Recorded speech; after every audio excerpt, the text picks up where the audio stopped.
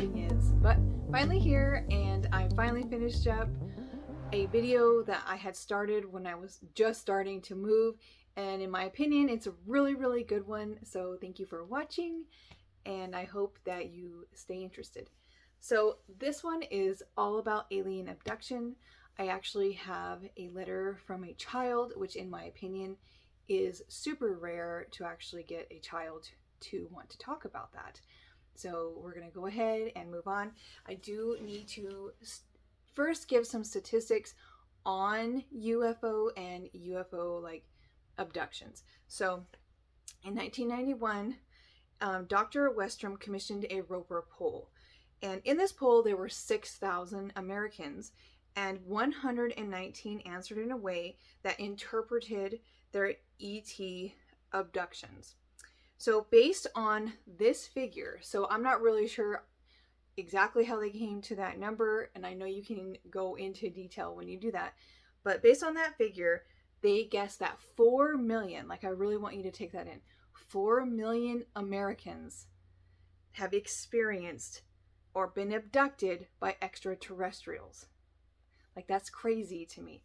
Of course, there are people, just like anything else, that argue the stats and the results of that test, but just the fact that he came up with that number is pretty wild to me. So there's also a connection between people who experience being abducted or the abduction phenomenon and the paranormal. So it's kind of like it opens up your mind to experience other things, and not just the paranormal, Sasquatch as well. So there's something there. There's some sort of connection. One leads to the other, and it leads to the other. And what I always find is fascinating is, why are certain people picked and then certain people aren't, and the certain people who aren't are so forever close up to those things? Like, just know, like, none of that will ever exist to them. They don't want to talk about it. It's just a non-thing. So that's something that I will always wonder about, I will always question, and I will always kind of seek answers for that. I don't think it needs to be noted that it's not just adults who experience this stuff. It's also little kids. Like little kids, and we're talking from very small all the way up to, I guess, to 18, what you classify as a child. They all experience this kind of stuff. Needs to be noted. So some pro-abduction researchers argue that children never include the gray type, so the grays, the type of alien, as part of their image bank. Consequently, their reports are not likely derived from cultural depictions of UFO-related phenomena. That's kind of weird. So the grays are an adult thing. Why are we stuck with those things? But it's kind of strange, right? Many alleged experiencers report doubting their sanity of what they saw or believe happened to them. Children, by contrast, never seem to doubt that their experience happened. For an adult, an abduction experience can challenge much of what they believe in the world. Children, however, by virtue of being in a formative stage of development, more readily believe their experience and put that into their developing world view. That, to me, is crazy, because it's like, when you become an adult, obviously your mind starts closing a lot of things off. Children are wonderful. They really do, in my opinion, see things how it is. So I also think it's important to point out the types of encounters, because there are different types. So that's called the Hynek scale. So close encounters of the first kind, that's the most common, obviously. We see, that's like seeing something in the sky. I actually have one that I posted a video on that I saw right outside my house. So that is a close encounter of the first kind. So close encounter of the second kind is a UFO event in which physical effect is felt. This can be an interference in the functioning of a vehicle or electronic device, or animals reacting. A physiological effect such as paralysis or heat, or even discomfort in the witness. some physical trace like impressions in the ground, scorched or otherwise affected vegetation, or a chemical trace. So you can research UFO sightings and you'll see all kinds of crazy stuff that are close encounters of the second kind. So close encounters of the third kind are in which an animated entity is present. These include humanoids, robots, and humans who seem to be occupants or pilots of a UFO. So, and then there are extensions of the Hynek scale. So, the fourth kind event is when a human is abducted by a UFO or its occupants. This type is not included in the original Hynek scale. So, do you remember Fire in the Sky? That is a close encounter of the fourth kind, or the close encounter of the fourth kind movie. I mean, obviously, that's where it gets its name. So, but there's also the fifth kind. Close encounter of the fifth kind refers to a human-initiated contact with an extraterrestrial life form or advanced interstellar civilizations. So this is something that a human does to whatever alien, I guess, that's initiated by a person, human. Close encounters of the fifth kind, a human or individual use specific protocols to establish communication or interaction with extraterrestrial beings. So I'm assuming they're trying to meditate, or they're trying to use some sort of signal or something like that. That would be of the fifth kind. The statistics and types of encounters are out of the way, so we can get on to the letters. So we'll call the first one the blinding, because it's wild. So the first one starts as I'm an overall very healthy person, except for the fact that I suffer from a medical condition where I unfortunately need medication. I went through a period of time where I decided to try and medicate in a natural way, mushrooms and only in micro doses, instead of using Big Pharma. Let's just say it was the most intense series of experiences, and I still have a hard time wrapping my mind around what happened to me. All occurrences always happened at night. The first one, I remember I was in my bed, eyes wide open, and I was surrounded by every color of light imaginable. The colors filled my whole room. I could feel my body, but was also partially numb. It's very hard for me to describe, but that's the best way to describe it. And then it just ended. I woke up the next day as if nothing had happened. And this happened many times. I remember when the occurrences started to change. Instead of multiple colors of lights, it became one bright colored light, and it beamed down into my eyes and face.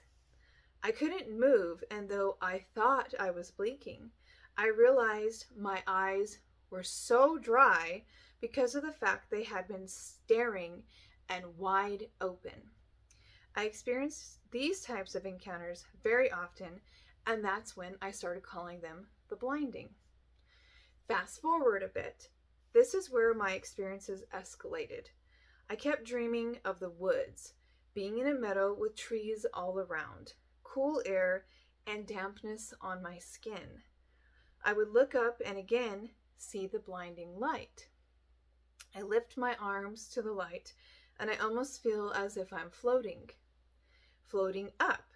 I experienced this many times, and it was the same experience over and over. And then it changed. I woke up one morning, and I could remember having the dream of seeing the blinding light in the meadow. This had become such a normal and common occurrence that I had started to actually become used to having these types of dreams. I go to put on my slippers and realize there is dirt and what appears to be grass on my feet. This somewhat shook me to the bone, and I don't even have grass at my house. Both the front and back are xeriscaped. have these dreams sometimes, though I haven't had any dirt on my feet again. I am also back on my much needed medication and no, they are not for mental illness. So, what do you think? Was this person being abducted, or was this a micro mushroom trip? This experience was a dream experienced by a 9-year-old boy. And I use the word dream very loosely. Yeah. Anyway, moving on. My sister and I were looking for her hat outside. All of a sudden, thousands of these weird tiny bugs started chasing us. As we got to the door of our house, two extremely large praying mantis looking humanoids, over 6 feet tall, grabbed us. We were suddenly in a purple tinted type of place that reminded me of being inside a weird cube. A normal looking man appeared out of nowhere. He told us he wanted us to work out the best as we could. So we did a ton of different exercises, and he wrote down notes after every one. He was really nice, and he said, well, I'll see you guys really soon, and until next time. And then I woke up. So, while that seems like really out there and one of those dreams, or one of those things or dreams, I guess, that you think like, oh, that's just a 9-year-old boy having really weird dreams, there's actually a lot of connections with praying mantis and extraterrestrials. And then, with that being said, I'll go on to the next letter. So this one starts as, I experienced this when I was in my late 40s, and I am now 62. I was staying with my husband's family at their lake house in Michigan. My youngest daughter had just graduated high school, and of course, we were having a celebration. I went to bed before everyone else, as I had been experiencing a headache all evening and figured I would wake up the next day refreshed. I had been woken up in the night by a very cold draft. My husband was asleep beside me, and we had a bedroom with a beautiful large deck. These doors to that deck were wide open, and cold air off the lake was coming into the room. I got up to close the doors. Now, anyone with this beautiful view would stop to look at the water. I would, which I did. I stare at the night sky and scan the water for a good 30 seconds. As my eyes hit the shoreline, which was close to the house, my eyes caught the weirdest thing, and I had a hard time making out what it was. It was very tall as the tree it was standing next to, which was a good 8 or 9 feet tall. And I can't be for certain, but I swear that its tone appeared to be light green. Its face and head were very large, and while this sounds insane, it looked to be a man with the head of a praying mantis. I could not tell if it were wearing clothes or any of that sort, but its head moved towards me, and I know it had to have seen me. I stared, and then it walked right into the tree line. It took me a very long time to even tell my husband, and even then he actually really joked about it. Lightly, of course. I'm not sure I'll ever know what it was, but she's saying maybe that I would know. I don't know. She continues saying that she likes my content. Anyway, my point is, as though they sound really weird with the praying mantis, they're seen around, whatever they are. And that also brings me to the cryptid of the week. Now that we're back to doing videos again, I actually literally found one that's called Mantis Man. So Mantis Man is roughly 7 foot tall.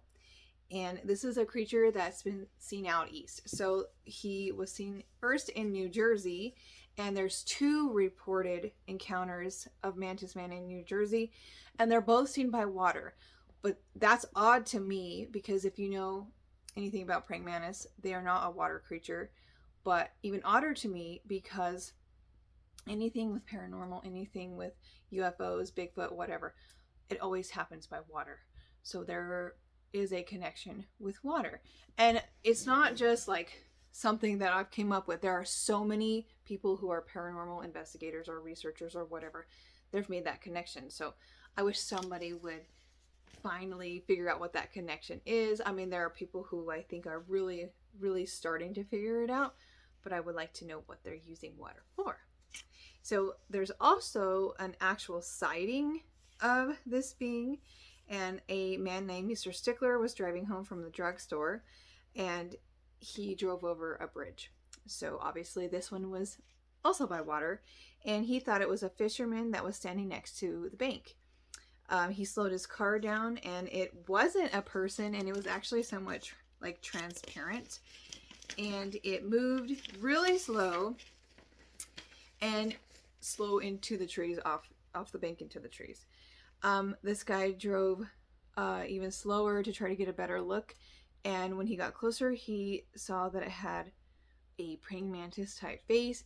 It was like 8 to 9 feet tall, so it makes me think of the child who had that dream with the giant 8 feet tall praying mantis.